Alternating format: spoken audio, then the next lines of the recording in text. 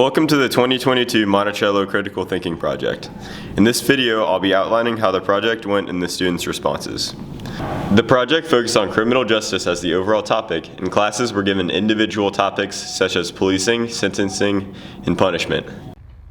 We began our critical thinking project in the classroom. Each class was given their topic, and students wrote down their questions about the topic and posted them to the Slack interactive workspace after researching further.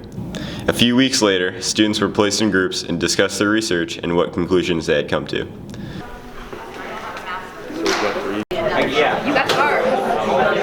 Go ahead.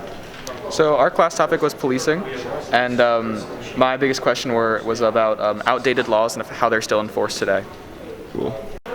My class topic was on punishment, and my question was, should inmates receive reduced sentences for completing educational and vocational courses while in prison? We are in Sullivan 1A and we were doing policing. So I got a question about, or I was answering a question about how does training programs compare to those abroad, and I kind of went to the side of it where training programs, less from the training program side, but how their conduct is in other countries. Yeah. So many other countries, disarmed police are the norm when even in larger gun carrying countries, it's still a norm for police officers not to carry. Yeah. Cool. And I mean, it goes on from there. It's like the idea where while All right, so one of the questions from my group was, how does the prison's quality affect a prisoner's future?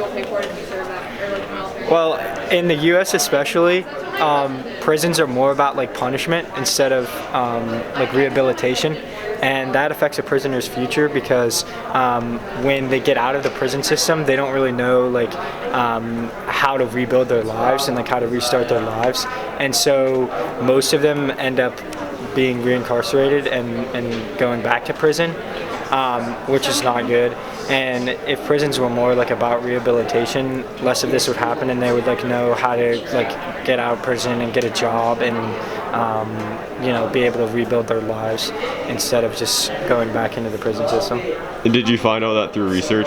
Yes, we did find all that through research. Cool. Would be more beneficial for reform. I mean, it depends. I feel like in some areas, I feel like more funding would be.